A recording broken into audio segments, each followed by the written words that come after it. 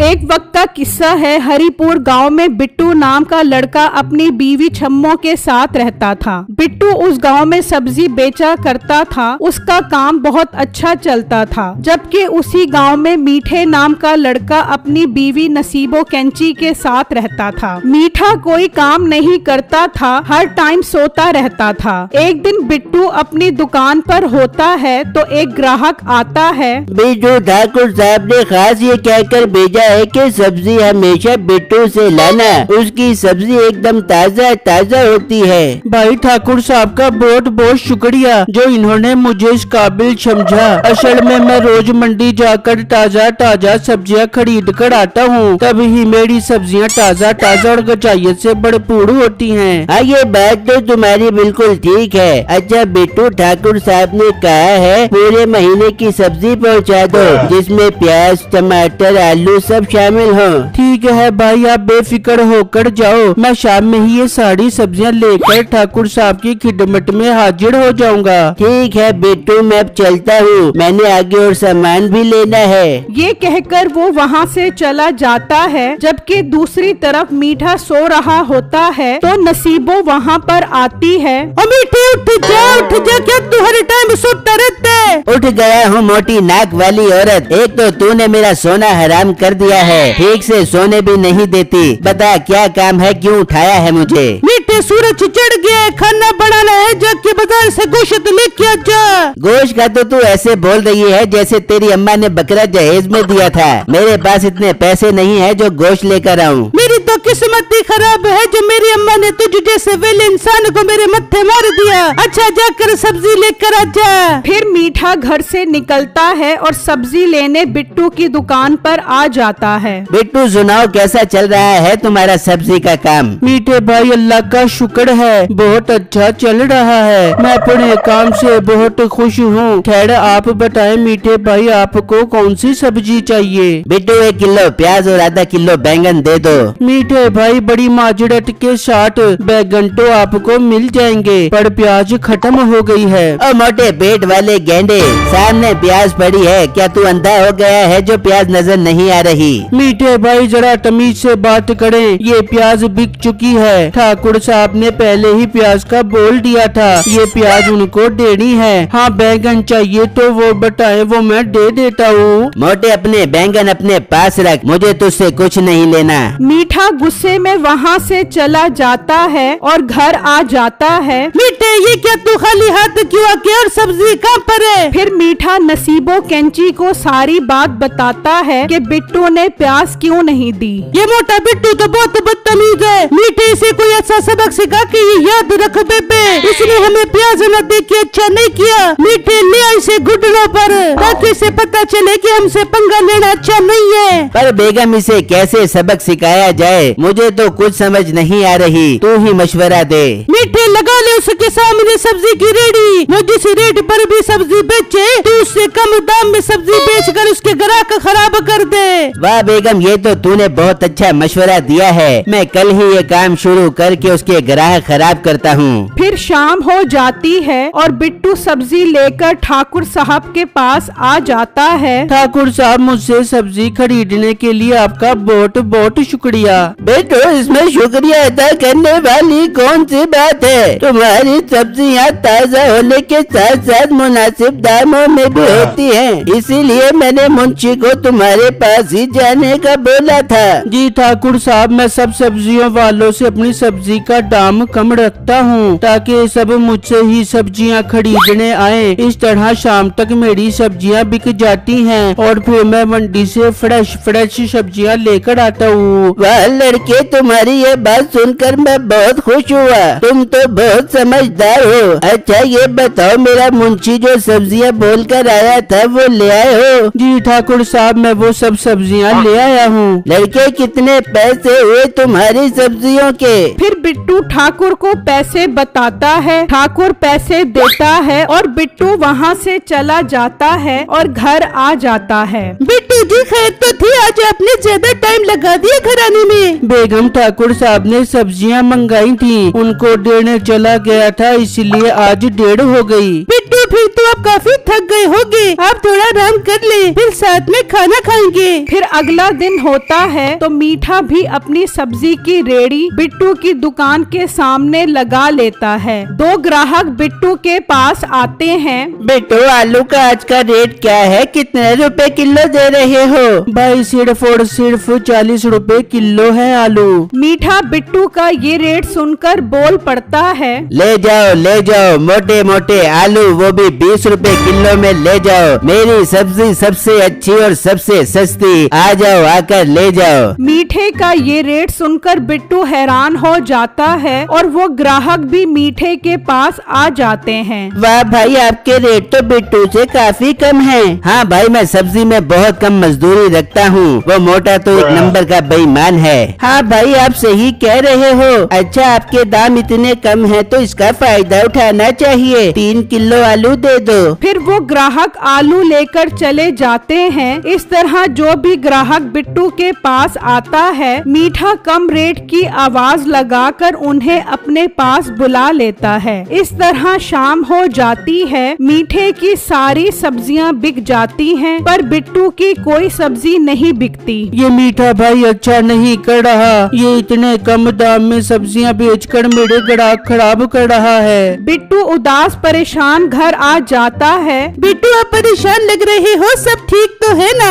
फिर बिट्टू छम्मो को सारी बात बताता है, जिससे सुनकर वो भी परेशान हो जाती है। बिट्टू, ये तो मीठे भाई गलत कर रहे हैं। अगर उन्होंने कल भी ऐसा किया तो सब उनसे ही सब्जी खरीदेंगे और आपकी सब्जी ना बिकने की वजह से बासी हो जाएगी। हाँ बेगम, मैं भी इसी वजह से परेशान हूँ। इस तरह तो मुझे रोज नुकसान होगा। बिट्टू जी, बात तो आपकी ठीक है। आप एक काम करो, कोई और काम शुरू कर लो। इस तरह मीठे भाई आपके ग्राहक भी खराब नहीं कर सकेंगे। पर बेगम, मैं ऐसा क्या काम शुरू करूँ जिससे पहले ही दिन ग्राहक मेरे पास आने लग जाए? बिट्टू, मेरे जहन में एक बहुत अच्छा काम है। इस गांव में कोई भी बकरे का गोश्त नहीं बेचता। सब गांव वाले शहर से ही गोश्त खरीद कर आते हैं। आप गोश्त की दुकान खोल लो। बेगम, काम तो ये अच्छा है, पर ईद आने वाली है, बकरा भी तो महंगा मिलेगा। तो बिट्टू, आप ईद तक उसी रेट पर गोश्त बेचो जिस रेट पर आपको बकरा मिलता है। आप ईद तक सिर्फ ग्राहक बनाओ। जब ईद गुजर जाएगी तो बकरे का रेट भी कम मिलेगा और फिर मुनाफा होना शुरू हो जाएगा।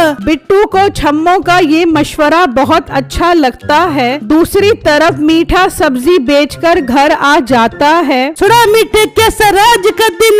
बेगम, सब्जियां तो सारी बिक गई, पर रेट कम करने के चक्कर में नुकसान ही हुआ है। कुछ नहीं होता मीठे, कुछ दिन नुकसान कर ले, कम से कम उस मोटे बिट्टू की अकल तो ठिकाने लग जाएगी। फिर अगला दिन होता है। बिट्टू मंडी से एक बकरा लेकर आता है और गोश्त की दुकान खोल लेता है। बिट्टू 1000 रुपए किलो गोश्त बेचता है। मुनासिब रेट देखकर ग्राहक बिट्टू के पास आना शुरू हो जाते हैं। इस मोटे ने तो गोश्त की दुकान खोलकर अच्छा किया। अब मैं सब्जियां महंगी बेचकर अच्छा मुनाफा कमाऊंगा। फिर जो ग्राहक भी मीठे के पास आता, उसकी सब्जी का महंगा रेट सुनकर चला जाता। फिर शाम हो जाती है। बिट्टू का सारा गोश्त बिक जाता है, जबकि महंगी सब्जी बेचने की वजह से मीठे की सब्जी नहीं बिकती। वो परेशान घर आ जाता है। सुना मीठे, उस मोटे की अकल ठिकाने पर।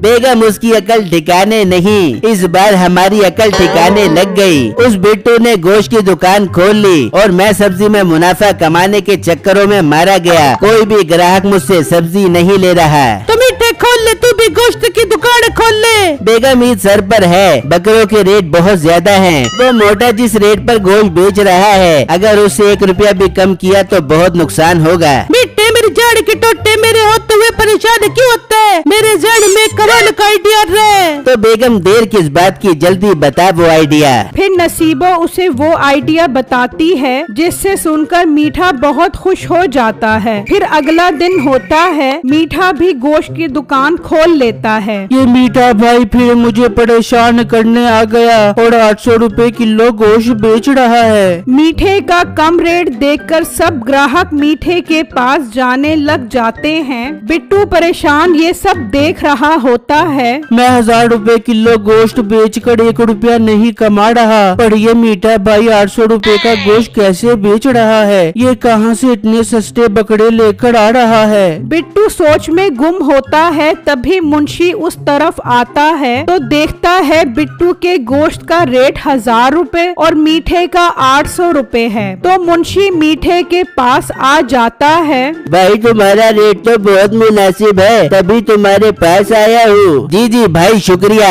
बताएं मैं आपकी क्या खिदमत करूँ। भाई ठाकुर साहब ने 20 किलो गोश्त मंगवाया है। जनाब मैं इस टाइम तो 20 किलो गोश्त नहीं दे सकता, गोश्त कम बचा है। हाँ कल मैं सुबह सुबह आपको 20 किलो गोश्त दे सकता हूँ। ठीक है, आप 20 किलो गोश्त तैयार करके रखना, मैं लेने आ जाऊंगा। ये कहकर मुंशी वहाँ से जाने लगता है। भाई मेरे पास जो आए, मैंने आपसे एक जरूरी बात करनी है। तो मुंशी आ जाता है। भाई आज आपने मुझसे गोश्त नहीं लिया। बेटो ठाकुर साहब ने मुझे बोला था जहाँ से कम रेट मिले वहाँ से गोश्त लाना। भाई वो तो आपकी बात ठीक है, मैं 1000 रुपए किलो गोश्त बेचकर 1 रुपया नहीं कमा रहा, तो ये मीठा 800 रुपए का गोश्त बेचकर कैसे पैसे कमा रहा है। भाई जरूर मुझे कुछ दाल में काला लग रहा है। बेटू तुम्हारी ये बात सुनकर मुझे भी थोड़ा थोड़ा शक हो रहा है। वैसे मीठे ने 20 किलो गोश्त कल देना है। एक काम करते हैं, उस पर नजर रखते हैं कि ये बकरा कहाँ से लाता है। मीठा गोश्त बेचकर घर की तरफ निकल पड़ता है। बिट्टू और मुंशी भी उसके पीछे जाते हैं। मीठा घर पहुंच जाता है। वाह मीठे, आज तो तू बहुत जल्दी सारा गोश्त बेच के आ गया। बस बेगम गोश्त का रेट ही मोटे बिट्टू से कम रखा है, इसलिए सारे ग्राहक ही मेरे पास आते हैं। पर बेगम एक मसला है, सुबह ठाकुर को 20 किलो गोश्त देना है, टाइम कम है। अब हम दूसरे गांव जाकर बकरा चोरी करेंगे तो उसमें काफी टाइम लग जाएगा।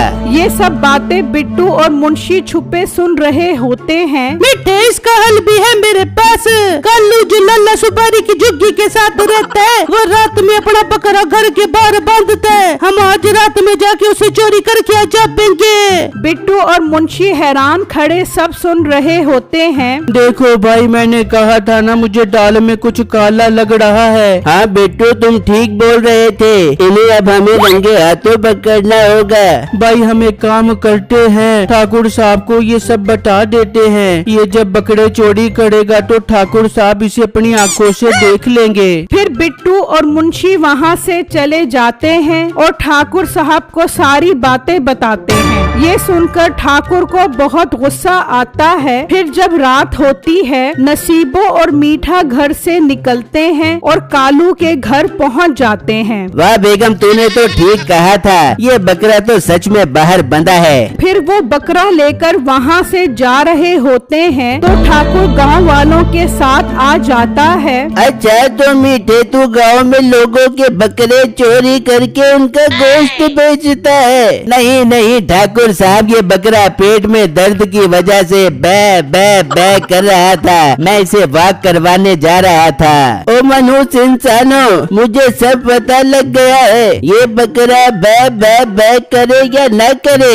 अब तुम दोनों दर्द से हाय जरूर करोगे। फिर ठाकुर उन दोनों को उल्टा लटका देता है। ये दोनों अब जब तक यहाँ लटके रहेंगे, जब तक ये अपनी हरकतों से तौबा न कर ले। और हाँ बिट्टू, अब से तुम इस गांव में गोश्त बेचा करोगे, और वो भी 1200 रुपए किलो, ताकि तुम गोश्त से कुछ मुनाफा कमा सको। ये सुनकर बिट्टू बहुत खुश हो जाता है और अगले दिन से ही 1200 रुपए किलो गोश्त बेचता है। लोग भी उससे गोश्त लेना शुरू कर देते हैं।